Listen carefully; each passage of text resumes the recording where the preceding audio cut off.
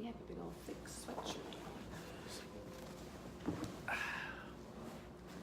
That's better. That's better. Hold on, let me see. There we are. Ah. Oh, Haley is watching. That's good. Oh, now we can do this right. How'd you do it? Swipe it. Swiper, no swiping. All Someone right. else is watching, but I don't know who. Who do you Hey, know I'm now? Olivia. I'm Terry, West Tennessee, K9. Say hi when you jump on. I pulled back my sweatshirt down. Thank you. There we go. Get me sorted out here. There. Look like Humpty Dumpty. Hope I don't fall down. Fall down, go boom. Yeah. All right.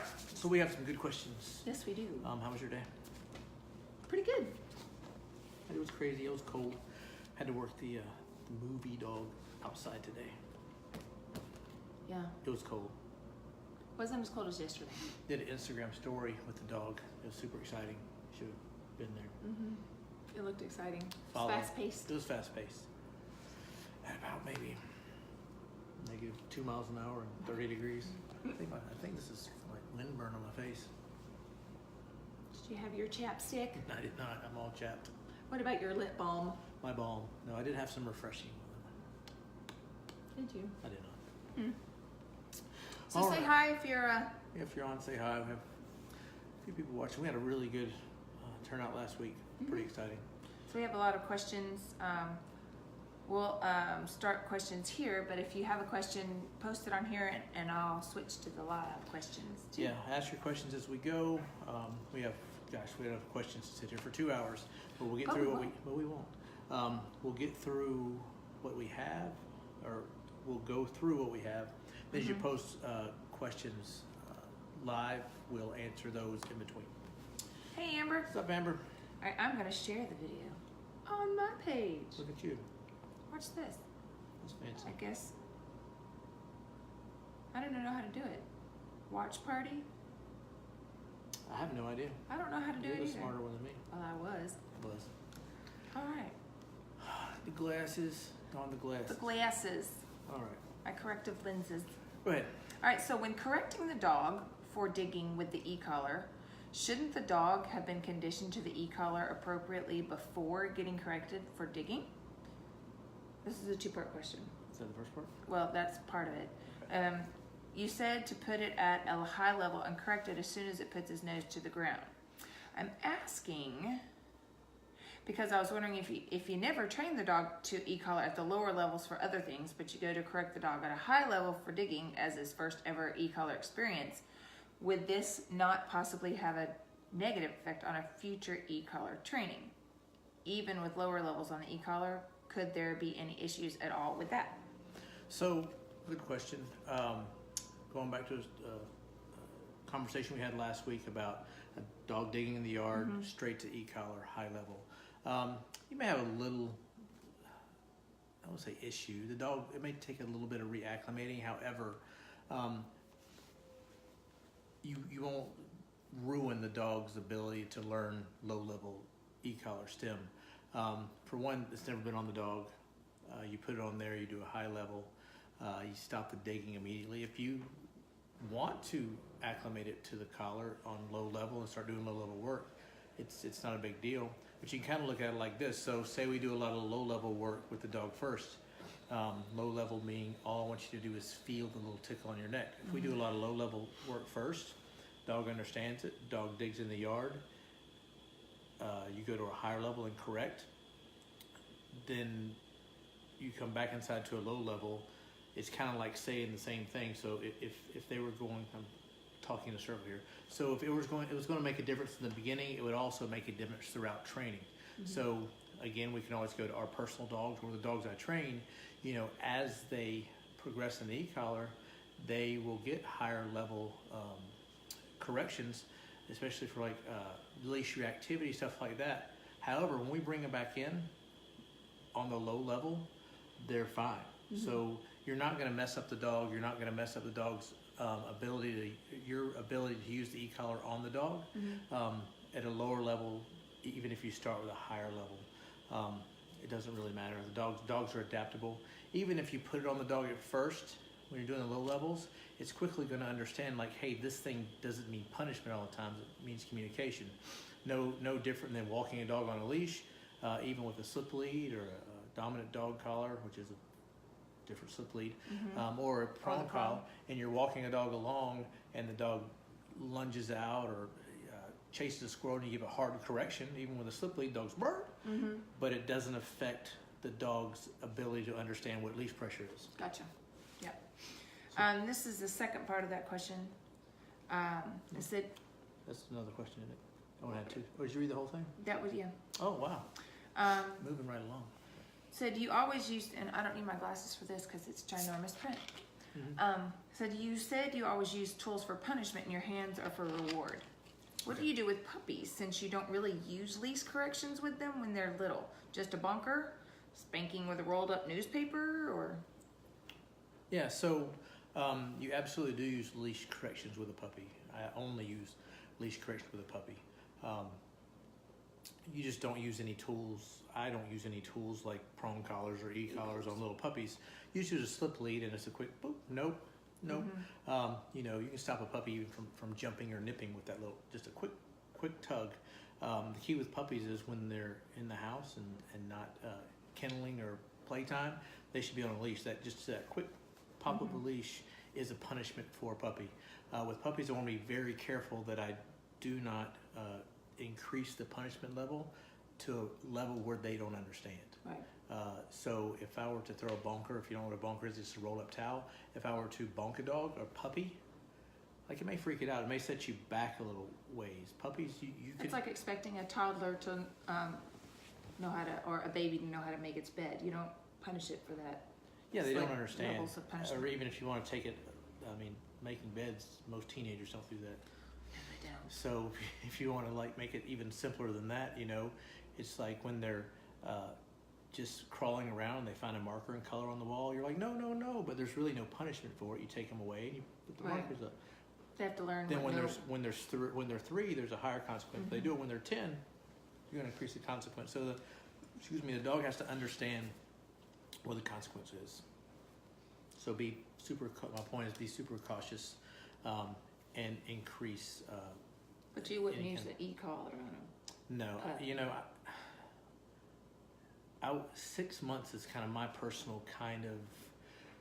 I've had some younger dogs that like really responded to low level e-collar. I definitely would not put e-collar on a puppy and punish it. I mean, that's just not high levels. It's just they don't understand.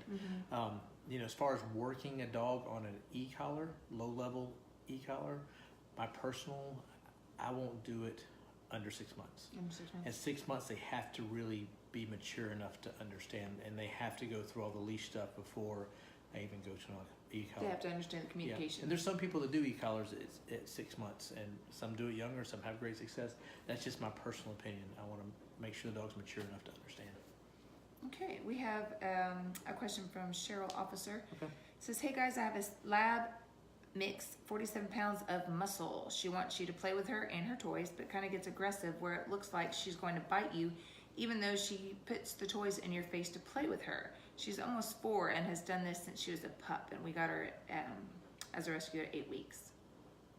So she wants to play, but she gets kind of aggressive. She looks like she's going to bite you, even though she's bringing the toys to you to play. Does she bite her? Yeah, I mean, I should know Cheryl. Her name's real familiar.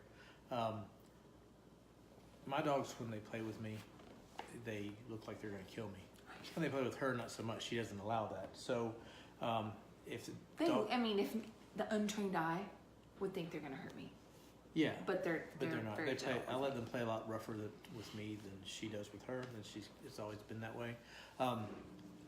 So you can control the level of play. Same thing.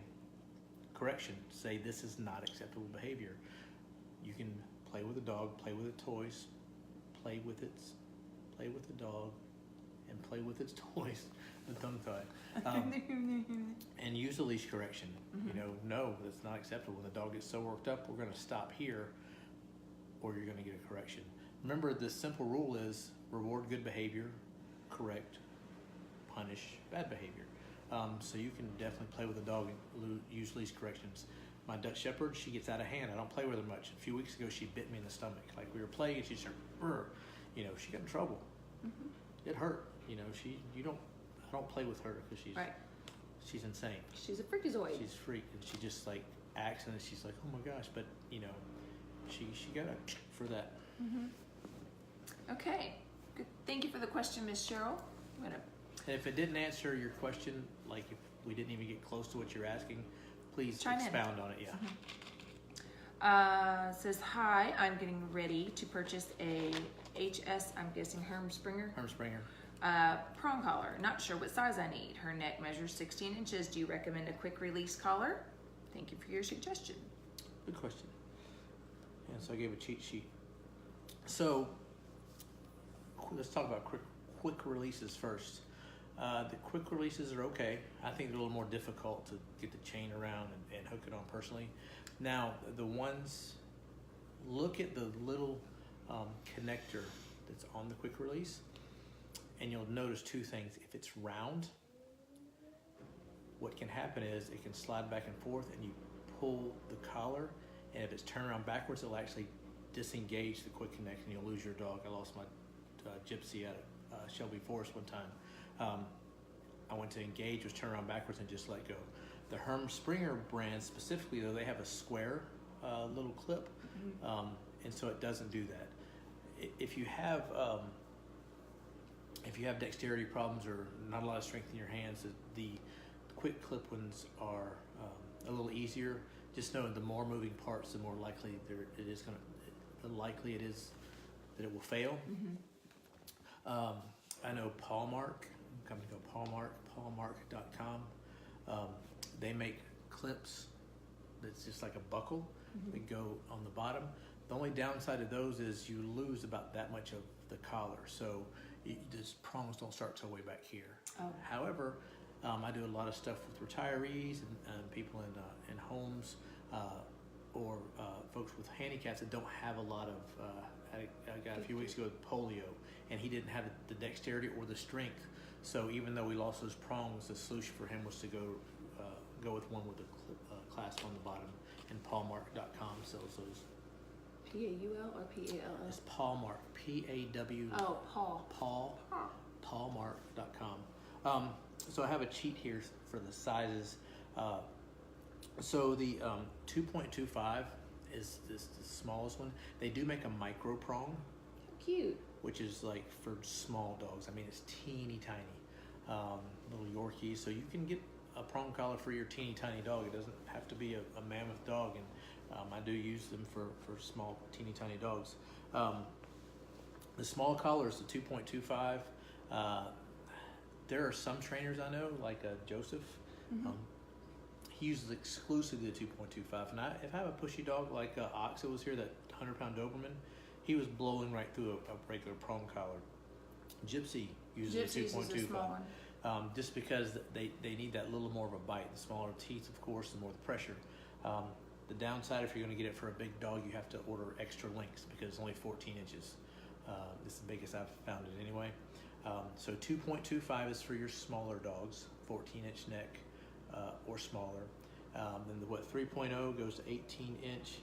3.25. I don't go any bigger than the 3.0. That's just me personally. Then the medium. Yeah. 3.0. I'm sorry. Yeah, the medium's 3.0. I don't go any bigger than that. I like that size. The bigger you get, the wider the prongs, the further apart they are. Also, the wider the actual contact point. But they have large 3.25 and 3.8 extra large. I've seen some extra large on some Great Danes, and they look ridiculous. It's kind of like the bigger the hair, the closer to God. That's it. The bigger the hair, the longer the stare. It's true. Big old. So even on Great Danes, I use 3.0. I think the medium 3.0. You can get extra links for it, and you can get it. You can get it in like 18-inch, 20-inch. You can get the actual medium in different sizes. I was going to say something. I totally lost it. Sorry. It's okay. You didn't do it this time. This time. I don't even know. Lost it. It's gone. It'll come back. Maybe. It'll come back to you. What e-collars do you use for classes? I like the the Ecollar Technologies Mini Educator is the one I use. If I have a dog that is like super pushy or is like just blows through it, believe it or not, on the highest level, there's some dogs that don't even flinch like that. They're just like, are you saying something? Who, me? Yeah, and I've put it on me on 100, and it's pretty serious. Well, the Ecollar Technologies makes one called the Boss, and it's twice that.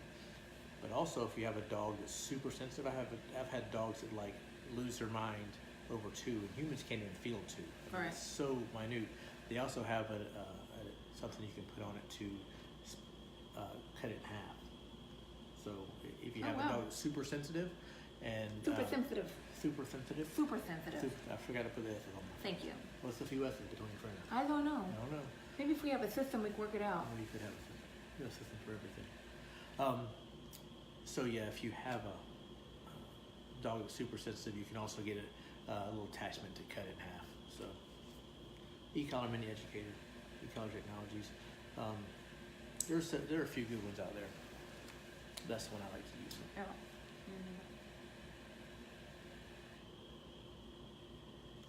Yeah. All right. So, hey, Wendy. Wendy wants to know, how did you get into dog training? Wow. I just kind of posted a thing today. I can't say it because I'll cry again. But if you go back to the Facebook page, and I just posted this day about my other dog, but I've always done dog training. Like I've always trained hunting dogs and my own dogs. What was the first dog? Was it that you told me about? That you trained her to? So the bus stop or something. So this is bad. Okay, I was like, kind of keep in mind I was 9 years old and scared to death. So where I lived, people would drop off dogs. It was out in the middle of nowhere, dead end roads. So we'd always have stray dogs, and most of them were mean. And they would chase us to the bus stop. And so I got a chow, and I trained it to go after those dogs. And like, it would follow me to the bus stop. If a dog came rushing me, it would like run as fast as it could, like bump it with its chest, roll it, and then come back to me. And then when I went to the bus stop, when I got to the bus stop, I would say, go home, and the dog would walk home. And that's the first dog I can ever remember really. I mean, we work with hunting dogs, but they're not super hard. They have a natural instinct to hunt. That was the first dog that I ever trained to like do something. Something specific. Yeah, I mean, now as an adult, I'm like, I train the dog to fight other dogs. But then it was out of necessity. You know, that's just how. Have you ever been chased by a dog at a bus stop? And it's scary. We wouldn't get chased. I mean, a German Shepherd bit me one time, and the police had to come and like shoot it. It's like it was serious. We would like try to find routes to the bus stop by jumping over people's fences because there were so many dogs running around. It was not fun. We couldn't play football outside sometimes because all the dogs were out there. It was bad. We used to have a neighborhood dog named Joe. Yeah, we had neighborhood dogs, and they were cool. But he was nice. Yeah, we fed the neighborhood dogs, but the other ones were like. We'd pick off big old ticks like that of him. That's tasty. It was At least gross. you picked them off. Well, he was sweet. Yeah, that's true. And then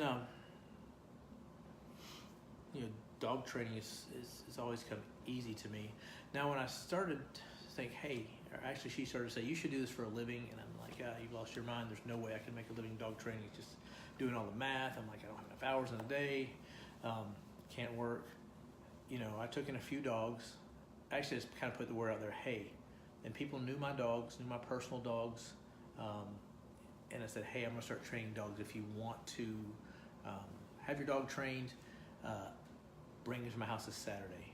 And gosh, how many dogs did I end up with?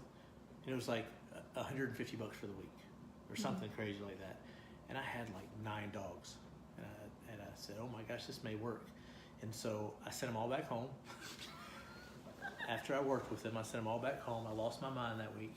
There was dogs and dog poop and pee everywhere. It was insane. I was not prepared. And then I took about 6 months and kind of came up with a plan. And then took 2 or 3 years to kind of taking dogs a little at a time to kind of work out the kinks. But in the meantime, you know, I found people I connected with. I found mentors. You know, I shadowed people. I stalked people. I asked them questions. I was like, anything that had to do with dog training, I was either reading or going to. And You still go to. I still Kind of do. like continuing education. Yeah, so at least twice a year, we try to go find somebody we really admire and really like their work, and we go shadow them, or we go to a conference. And the thing that I learned early is just because like somebody doesn't have the same training philosophy as me, or somebody who like I'm not even interested in that like type of thing, I still go, because you know I had a guitar instructor one time that said, if you buy a book that costs you $10 and you get something off one page, like one thing, it's worth the $10. Mm-hmm. You know, so I have a bunch of guitar books. I got some off one page that are in the closet. I think I even have some of them. I think you have some of them. So I try to get around as many people as I could and get as much information. And everybody I go to, I like. You take pick something. I never thought that like clicker training would be a thing. I'm like, it's dumb. Why would you do that? And I use it like every day. If not the clicker, I use markers. I mean, never thought I'd do that, but I went to a course, a seminar that was about clicker training. Gosh, so much stuff. I even went to a seminar that was, I never thought I would use this either, building drive using ecollar. Mm-hmm. So instead of shutting dogs down, building it. And what it allowed me to do is like, hey, these aggressive dogs that I think I'm shutting down, I may be actually building them up, right? And not knowing it. So like, wow, what you learned from that? Is there a second part of that question? How did I get into it? No. She says Wendy says she's a stalker. That's good. Stalkers are good. Stalkers need love too. Yeah, friendly stalkers. Gosh, there's a couple of people that like still tolerate me. If I have a question or concern or whatever, like they've always been responsive, like always. Mm-hmm. And it's pretty cool. So Yep. stalk away. Yep. Okay. Dana says, Terry, this is heartbreaking. We have our first Dobie, 20-month-old Zoe, and she is our work in progress. I have discovered the Prong and the mini educator, and now we are speaking the same language. I want so much to get her where you were with Banjo, which is a reference to the post that you did this morning about Banjo. Yep. She's least reactive, and although we have made huge strides, she still doesn't trust me to lead and will scan the entire time we are walking. Okay, so leash reactivity is not as difficult to shut down as you think. True aggression is harder to contain, but if it's leash reactivity and the dog is just being pushy, what'd you say about the walk? She said the dog is scanning. She doesn't trust me to lead. Okay. And will scan the entire time. She doesn't trust you to lead. So I don't care if a dog trusts me or not. It's gonna follow me. Like dogs that come in for a week, like we work on having a bond, but you're not gonna like truly like bond with a dog in a week, but you're gonna follow me. Right. Like, because if you get ahead of me, there's a consequence. Now, I start out teaching leash pressure, so the dog understands what leash pressure means. And once the dog understands the pressure of that leash, and that pressure means, hey, I have something to tell you, then I can increase my volume. Does that make sense? So I increase my volume with the leash. So if I need to give you pressure, and with turns, I teach the dog to follow me. The dog understands every time I move, you follow me. If not, there's pressure. And so the dog will always give in to pressure if the dog understands what it means. Even if it doesn't, the dog will always give in to pressure, whether it be environmental pressures, whether it be physical pressure, whether it be spatial pressure if I'm moving forward or away from a dog. And people think pressure or spatial pressure is just always moving away from a dog. You can also do that in reverse by moving toward a dog. By moving away from a dog, people think spatial pressure is always moving toward a dog. Did I say that? No, I said it backwards. Spatial pressure is always moving toward a dog. That's what people think. That's what people think. But you can actually have the reverse of that, where I'm moving away from a dog and bringing it to me. So you have all these pressures. Dogs understand pressure. What you have to do is increase the level of that pressure. So when I'm teaching the dog to follow me, first couple sessions, if that dog goes to a squirrel, you know leash pressure, or even if you don't, I'm going to say there's a consequence. I'm going to give a correction for that. And same way with reactive dogs. And if I know, or I'll even set a dog up where I'll put a dog in the outside run, and if that dog is dog reactive, I mean, we will go, if I make 2 steps toward that dog, and the dog I have on the leash gives me a hard time, I'll correct and go the other way. And we may do that 2 or 3 steps 20 times. But when he doesn't react on those the 2 or 3 steps, I add 4 steps and 5 steps. We did that a lot with Rambler against fences. We'd go in when we would have to take him to work. My male Doberman, he wanted to fight every dog. He just like if he saw another dog in the yard and he worked with us. So go ahead, you tell him. I'm talking too much. We used to manage single family homes, and they weren't always in the best parts of town, and so we would bring Gypsy and Rambler with us. But we used every opportunity to work with them and train them. There was a dog that Rambler wanted to just run the fence with, so we're like, okay, let's use this to work on that. And so he would walk Rambler by the fence while the other dog may have been going crazy or may not, but when Rambler was, you correct it. But now he's like, whatever. Yeah, and I'm going to take it a step at a time. So I may take 4 or 5 steps. The dog does great on step number 6. He starts to react again, correct, start over. And it may take me a day. It usually doesn't, but it may take me a while to get that dog where it doesn't react.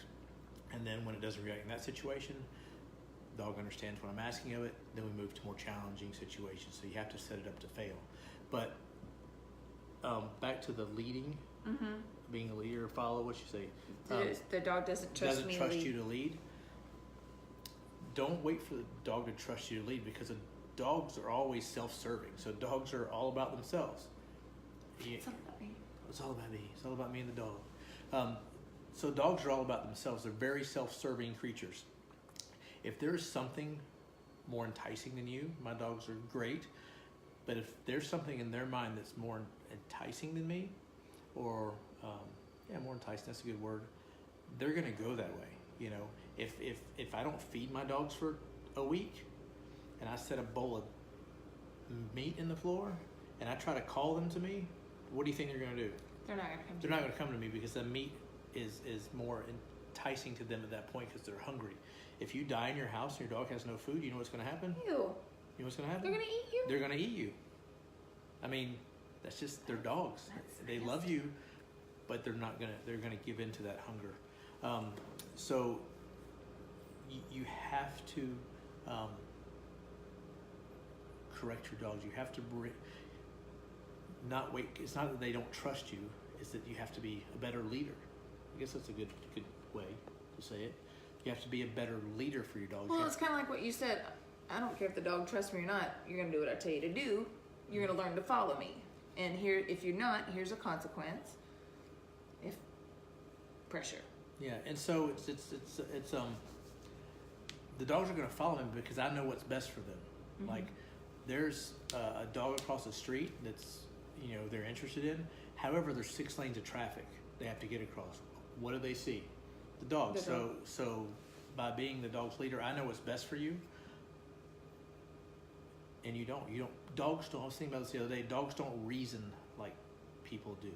And what we do is we put them in a reasoning bubble. Like, oh, my dog. Yeah, my dog can reason. Dogs don't reason. They have a few basic drives. Outside of that, it's just a learned behavior or a reactive behavior. So use the tools. Either use my videos or somebody's videos to understand how to use leash pressure, e-collar pressure. The fact that you're using these tools or willing to is huge. Excuse me, I keep drinking this Dr. Pepper and burping. It's huge. So just take leadership with your dog. I rambled with that one, sorry. Lori, someone from Ann is here from Brighton. Cool. Hi. She said ew with the dog thing. I'm like, ew. Yeah, it's the truth though. But you have to keep in mind that dogs are self-serving. If you can kind of grasp that, it'll change the way you look at your dog and train your dog. Hey Lori, thank you for the question. She said, have you ever worked with a dog while they are going through chemo? And if so, have you encountered chemo brain? It's as if the dog knows the commands and has been trained, but almost cannot follow the rules or commands. Just was curious if after chemo, does their brain revert back to understanding the rules? I'm not a vet, but I would imagine it does. So I've had dogs, and this is not chemo related, but the dog's sick and the dog is chemically altered. The dog is, something's not right. So I've had dogs that have come to me for aggression, like serious aggression problems. I put a slip lead on them and they try to kill me, but And now this is my first advice, but then a few years ago, I didn't understand, only to find out they had a serious ear infection. Right.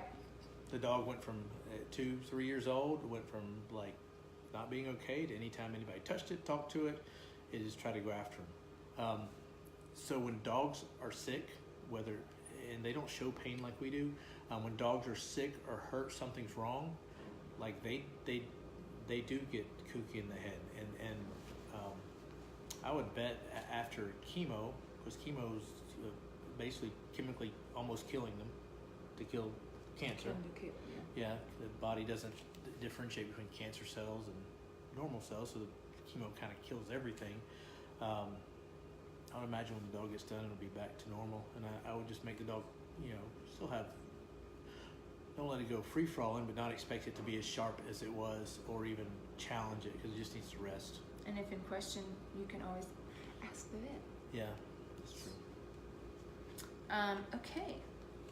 This is a pretty good question. Kind of brings us back to basics. Do you have any suggestions on how to get a dog to walk on a leash? I feel like we've tried everything. She's a really great dog, and mine's in the house, but she is a wild child. The minute the leash comes out, and possessed when we leave to walk her. Pull, pull, pull. Okay. Thanks for the question, Alicia. Yeah, and that's, understanding leash pressure and walking a dog on a leash, or the dog understanding communication through the leash is I would say probably the most important thing. If you think about how we condition dogs to a leash, they're little puppies. We put a leash on them and we rush them outside to go to the bathroom. We take them to the bed, or we let them just roam and roam and roam. And that's what you're supposed to do with puppies. You let little puppies just explore. But as they get older, you have to rein that in. So we have all these great tools. We have Prong Collars, Ecollars, all this stuff. And what people do is they put a prong collar on a dog, and they just start pulling. Mm-hmm. And at first the dog walks really well. The dog's like, oh crap, that's not comfortable, I'm back here. But then the dog says, hey, this is not the end of the world. What did your brother say? You're not gonna die, are you? But did you die? But did you die? So we just start pulling on the dog, so it ends up this tug of war. So look at my YouTube channel. I have a couple really good videos on how to teach your dog leash pressure with the prong collar. Use a really long lead. You get them used to turning their head. And in about 30 minutes, 15 minutes, you can have a dog walking reasonably well on a leash. And then to get a dog, to get a dog tighter and walking better, you use turns. I also have a good video on how to start using turns. So you do left and right hand turns, and you teach the dog to follow you. Now it's kind of frustrating, and that's why people pay trainers to do it, because you're walking in circles and back and forth for a long time. Mm-hmm. Like we may go a couple days before we even get out of the front of the building, before we're actually down the street. Mm-hmm. But the same thing about the reactive dogs. We go as far. Dogs are really good about learning something in a controlled environment. Leave that controlled environment, and you have to reintroduce the rules. So getting a dog to walk on a leash is not super hard. Like I said, my YouTube channel has a lot of videos on it. If you have questions, let me know. But I post things on Facebook all the time. That's probably the thing I post the most is leash stuff, mm-hmm. because once you get there, then what you can do with the dog is endless. Well, I want to kind of put my own question on this, okay. Where she says, the dog becomes a wild child the minute the leash comes out and is possessed when we leave to walk her. Now, going back to what we used to do with puppies. Okay. Oh my gosh, you want to go for a walk? And so we get the dog. Oh, the leash. That means excitement. We get to go somewhere. So maybe changing how you introduce the leash of, I'll put it on when you're calm. Yeah, that's a good point. So remember we talked about last couple weeks, calm to calm, not calm to chaos. Mm-hmm. So we are responsible for getting them all worked up for the leash. A puppy never came out of the womb. Somebody's whistling, unless you're a dryer washer. A puppy never came out of the womb excited for the leash. We've, as humans, done that. We've made them excited for the leash, so we have to change that. Mm-hmm. What is really crazy is that you know, I train with certain leashes, my leashes. I like the feel of my leashes. I send other leashes home. But when the people come to pick up the dog, I even use it as an example. I'm like, so when you get your leash out, watch how crazy your dog gets. Mm-hmm. And they get their leash out, and that dog loses its mind. Yep. Yep. I had this red pit bull, giant dog, sweet but giant, super bad. Lived in the yard his whole life. Dog was with me 3 weeks. It was amazing. And this is probably the worst I've ever seen this. We went through the whole 2 hour. Well, doing 2.5 hour go home sessions. Went through this whole go home session. He was sitting on place. We'd gone through the whole thing. Lady's like, "Oh my gosh, I can't believe it." And she reached in her back pocket and pulled out her leash. I promise you, the dog jumped up and did almost a backflip and started going around the training yard over the leash. I was like, "Oh my gosh!" So I changed the way I do things after that. Right. If we'd have been out like I am sometimes with the e-collar work, he'd have, who knows where he'd run to. So I learned that lesson the hard way, as with most lessons I've learned the hard way. Dogs learn by association, so they associate, whether with me, my leashes to order and structure and training, and then as soon as mom and dad comes with their leashes, oh, that's the fun leash. So the fun leash. It's like dogs can tell between leashes. You know, when I had to move to an apartment for a year or so, I had to teach my dogs to use the bathroom on a leash. In their mind, when they're on a leash, they're in a heel. Mm-hmm. And so I used a retractable leash because I didn't want to pick up the leash off the ground. And so after a couple of weeks, after they understand what this meant, when I got that retractable leash out, the only time I use retractable leashes, by the way, yes, they understood to go to the bathroom. So you can have different leashes. When we would get out long leads, the dogs understand. Usually we're tracking. When you put on our dog's working vest, they understand. You see them stand up. Dogs learn everything by association. So yes, associate your leash with something more than just going crazy. Retractable leash. No. All right, that's a long one. Okay. Do we have any questions that have come in? We have. Yeah, Wendy. I do have a shadow program. It's on my website. I actually shadow a lot. The question is, do you take interns or let shadow you? You know, I don't really take interns. Gosh, it just takes so much. When I'm training the dogs and I bring somebody on, I'm training that person, so it takes time away from the dogs.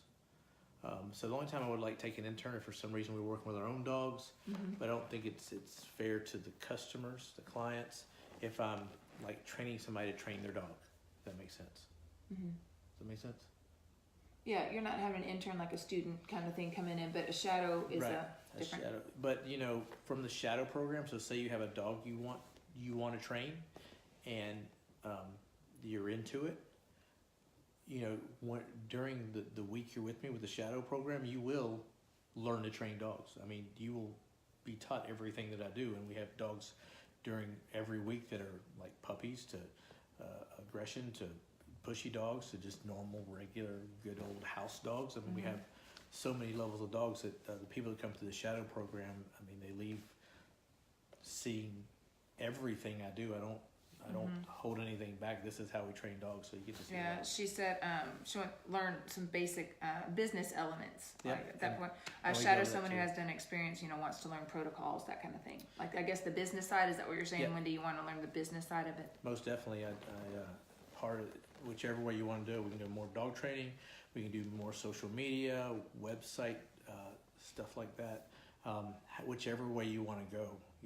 My goal, and I do work with a lot of dog trainers and help them grow their business. Hola, Joe. That's probably the most funnest part, I think, is and see how professional does it. Yeah, we can do that. Okay, so I don't know who this is. I'll cut the name off. Sorry. All right. That's a lot. This is well. Remington, the past couple of weeks, has completely changed. I'm sure there were signs and we dismissed them. He plays the same and is the exact same dog, except when it comes for bedtime, comes time for bedtime, or when he has to kennel. He used to love his kennel and used to listen to us when calling him to come inside. He now tucks his tail like he's terrified and refuses if we try to tell him to kennel. If he's outside, he will sometimes just lay down when we call for him. again, he has never done that. When he's inside, he just acts like he can't hear us. Is he a teenager? Right, maybe so. So he acts like he can't hear us, and then we have to pull his collar while telling him to kennel. He used to go in there so easily because he's always loved it. I think I'm just rambling now, but we need some help. We have tried positive happy talk. We tried spanking him, obviously not hard, but nothing seems to work. To avoid being late to work, I literally have to bribe him with peanut butter to come inside, and that's ridiculous. This may be more than a simple issue that can be resolved in Messenger, but just wanted to reach out because you'll help so much on the leash, which is still amazing. Okay, He's still doing amazing on the leash. Yeah, so I always say yeah and so after every time you ask me a question. I'm going to have to change that. Yeah and so. And Daddy? And Daddy? Oh, and Daddy? That's my son. We've never had a new conversation in the 17 years he's been alive. It's oh and Daddy. Oh yeah, Daddy. It's a continuation. It's a continuation. Oh yeah. Oh yeah, Daddy. Oh and Daddy. So that's something totally different. But so a couple things. Your dog understands what the leash means, so you can use leash pressure. This is a pretty common thing. So dogs are doing great in the kennel, and all of a sudden they are not. Like they won't go in. I had a dog a few weeks ago. That dog got home from training, was kennel trained before, kenneled for me the entire time, and then a week after it got home, decided I'm not going in that kennel. Couple things.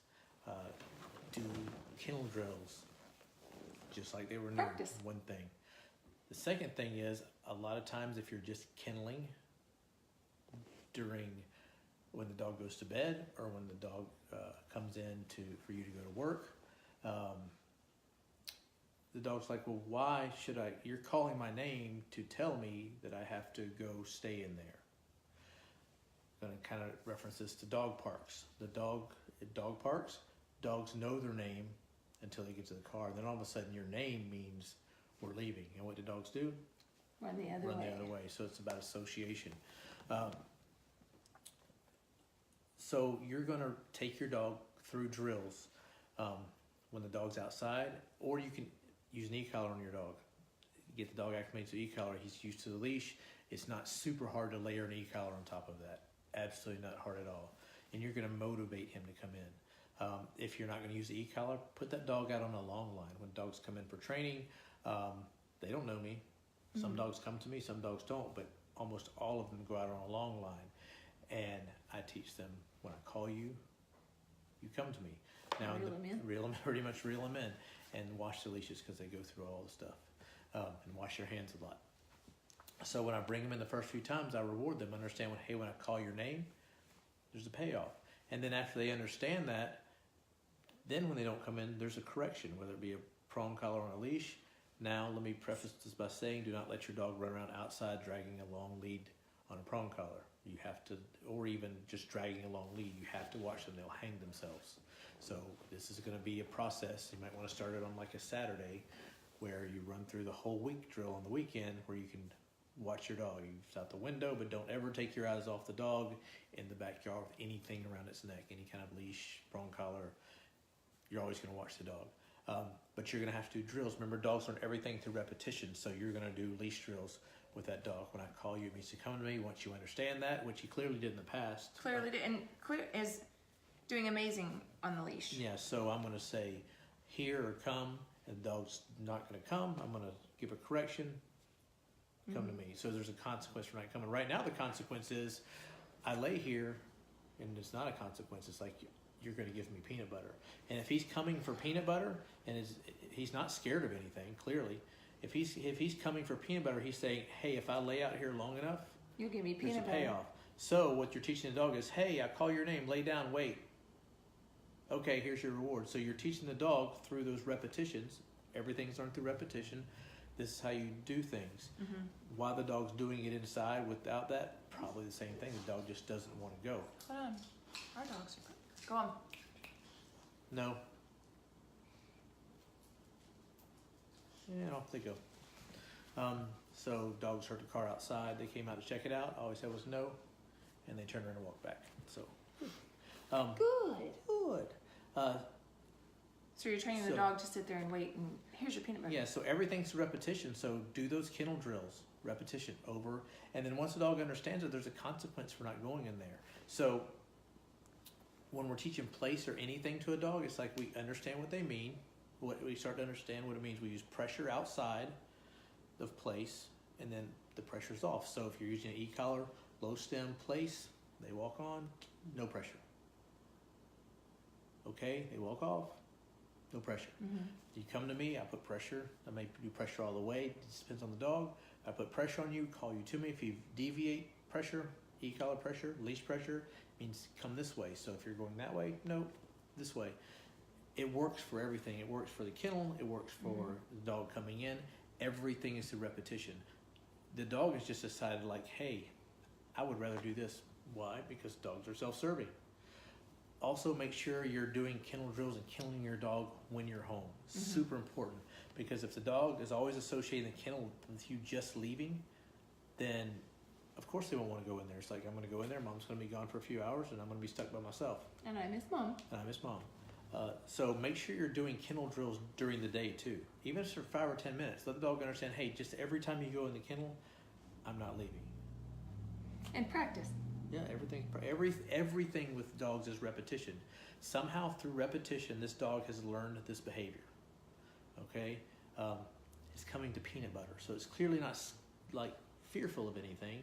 And even if it is, you can still work them through that. So say the dog went to his kennel at the same time, thunder, right? You know, and like, oh my gosh, the dog associates thunder with kennel. Through positive reinforcement and repetition, you can overcome that fear. We do it with dogs in fear all the time. You just have to keep working. Yeah. So I hope that answered the question. That was a good It's an easy thing, but complicated all at the same time. But it's super frustrating. It's like, wait a minute, you did it, now you don't. And so. Well, we've had issues with that where, like, it's like Rambler got hit with a stupid stick. We're like, what are you doing? Yeah. But, you know, we just had to remind them. Yeah. Nope, this is what we do.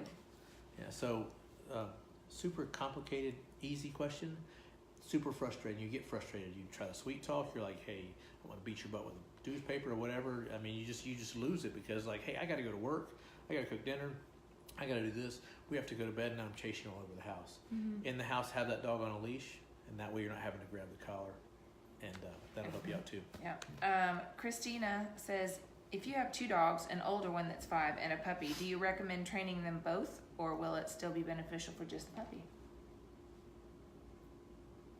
So read that again. My brain was processing something else. If you have 2 dogs, you have an older one that's 5 and a puppy, do you recommend training them both, or will it still be beneficial for just the puppy? Yeah, you might as well train them both. Now, if you're talking about like paying for training, train the worst one. Or train the puppy. Just pick one. But anything you do with one dog, it's just as easy to do it with the second dog. If you're sending a dog to training, if people like have to decide between 2 dogs, and it's not like an aggression issue or something like that, I'll say, send me the dog you think is worse. Every time they send me the dog that's not as bad as the other one. The other one might be a little calmer, but the other one's a troublemaker. So kind of decide which one's like the one. Send me the troublemaker. Send me the troublemaker. The silent type, the one that's like, you know, in the shadows. He doesn't do anything. But gosh, he's secretly telling the puppy, go run into the wall. I would train them both. If you're doing the training yourself, it's just as easy. If you're using a trainer, and it's maybe a question where I can only pay to have one dog trained. I would almost say the puppy, but however, anything you're learning, the old dog learns, the puppy can learn too. So it doesn't really matter. As long as with the puppy you're already building confidence and focus and all that stuff, it doesn't matter. But I would say at least when you're creating structure in your house, when you're creating the new rules, both dogs should be a part of it. Yes. So I hope that answered it. It is. I think that's all we get. It is. Let's see. Good question, Christina. Thank you. So what you want to talk about? We got 10 minutes. Do we? I answered those fast. Yeah. Yeah. Went through a lot too. Last week we didn't get to them all, so I tried to be faster. And if I didn't answer any of your questions specifically, to be more specific, try the Atlantic. Hey, that's not funny. It was funny. That was funny. It wasn't funny. It wasn't funny at all. It's been a really long week. Sean? Really has. Tomorrow's Friday. It is. PTL. So I I gotta talk That means about. praise the Lord. I gotta talk about the movie dogs a little bit. So we're training these 2 dogs for a movie, and the dogs just have to follow the actor. So I've been teaching the follow command, and it's really stressing me out. Like it really is. Like you don't know, the dogs aren't super trained. They've been through like a 1-week board and train, and they're kind of chilled dogs. But taking them through just to follow, one's really getting it, one's really not. And I only need 1 dog, but I like to have a backup because I'm kind of a planner. But you know, knowing that dog has to, I had basically 4 days to get this dog to follow a stranger. The dogs haven't been like proofed off leash. The dogs don't have off leash training. The dogs aren't e-collar trained, and there can be no tools on the dog. The dog has to be, it's going to play a homeless dog, so there can be like, and I kind of picked homeless looking dogs, and they're like, we're going to make it. Through makeup? Yeah, they are. They're going to like make, Stop it. They are. They said, we're going to make them up and make them look all dirty. I'm like, I can just bring them to you dirty, you know? So yeah, just knowing that the dog's going to be around all these people and have to do this one thing. It's pretty sure. And then they change days on me. Yes. Like it was supposed to be Saturday, now it's Sunday, which is kind of better because Saturday is supposed to rain all day. Yes. So Joe asked, how often do we do these sessions? Which sessions? Oh, these sessions. We do these every Thursday. We're thinking about moving to 7:30 because I'm super tired. Eight's late. Like, yeah. I'm usually looking at the clock. Is it? So is that Aunt Joe? Mm-hmm. So did the bunker work with the dogs you were sitting at, Joe? How was the bonka? How was the bonka? Yeah, we do these, and usually we're more live. It's been a long week. Very much has been. It's been super cold. We have a busy December. Gosh, busy December, and the Christmas like party stuff. Don't have Parties, just parties. The Christmas party stuff. It hasn't even started. Probably I guess Sunday. Sunday is like the first one, and then so. She didn't do it. She didn't do it. Aunt Joe Didn't do it. Okay. Wendy asked, what's your favorite trick to train? I like to train dogs to bite. That's fun. That's not really a treat or trick.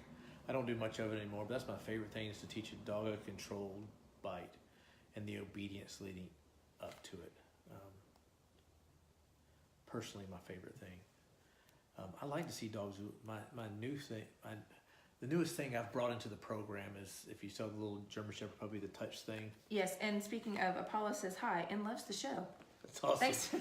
Thanks. I love so gosh, this always happens since I posted that now, like it's become a request. Like, can you teach my puppy to touch it?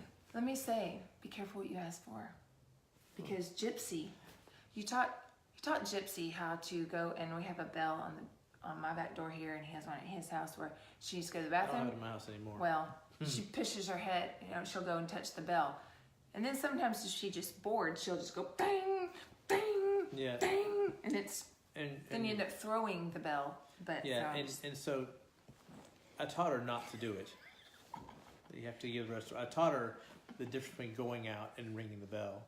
And then she wants to just go out and stand and stare at the stars and constellations. She's a prima donna, so I open the door, the dogs come running, and she just stands there and looks, and she's like, Did you mean me? You're going to call me, right? You didn't say my name. You have to call my name. And I say Gypsy, and she comes running with her tail wagging like, that's what I was waiting for, my invitation. Well, you did, in the beginning, train them by their name because we were using them simultaneously. But usually when you open the back door, the dogs just say, okay, it's time to come. But not Gypsy because she abides by the rules, especially when they suit her. Yes. So, there's Emily. Emily's right there. She has arisen from her womb. Her room. Her room. Her room. Her room. So. Emily doesn't want to be on camera. Yes, tell your friends, Joe. Her boss is having issues with her dog in the kennel. So. Yeah, kennel issues are a big problem. I fix kennel issues a lot because it's absolutely frustrating. It's like the dog's in the kennel, it's in your house, and usually the dog's in the kennel when you're trying to have like quiet time, like go to bed, like go to sleep, or you're trying to need to go to work and the neighbors upstairs, and if you're in an apartment, are complaining. So kennel problems are giant, and they're super frustrating. Miss Tish said hi, Emily, and so did Joe. And then my cousin Heather's watching too. Hey, Heather. Who's Miss Tish? Miss Tish, Jen and Ashley and Addie. Oh, you mean Jenna? And Aunt Joe. And Aunt Joe. Oh, hang on, I'll get in there a second, because they're on. We're gonna get graced by Emily. Emily's presence because Aunt Joe's Aunt on. Joe and I know, right? Come and say hey so we can say bye. This is a live show. Oh, well. No, she changed her mind. Never mind. You can do like a peace sign on the side or something. Hey sis, this is not sweet. Put it a peace sign on the side. Just give them your fingers and say hey. There's Emily. With her blue All nails. right. Look at her blue nails. That's not sweet That's sweet. to me. All right. So, All on right. that note, On that note, I guess we're going to So- say goodnight. send questions in for next week. Oh, look at here. There's Emily. She's So- gracious. Yeah, send questions in for next week. Oh, quick question. Go All right. ahead. Jen is watching. Jenna's. Oh. You keep saying Jen, it's Jenna. I'm reading. It says Jenna. You said Jen. All right. Jenna's- that's the question. You said Jen twice. What's that quick question?